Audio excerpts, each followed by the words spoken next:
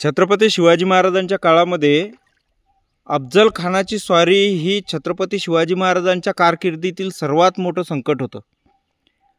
रणतोंडीच्या घाटातून वाईच्या मार्गाने प्रतापगडावर ज्यावेळेस अफजल खानाला महाराजांनी बोलावलं त्यावेळेस महाराजांनी त्याच्या स्वागतासाठी आणि त्याच्या फौजेसाठी फरसबंदीचा स्पेशल मार्ग तयार करून घेतला। त्यापैकीच स्थापत्यशास्त्राचा शिवकालीन स्थापत्यशास्त्राचा हा सर्वोत्कृष्ट नमुना आहे। हा आहे छत्रपती शिवाजी महाराजांनी 350 वर्षा अगोदर बांधलेला पूल। आजही याचा एकही चिरा ढासळलेला नाही।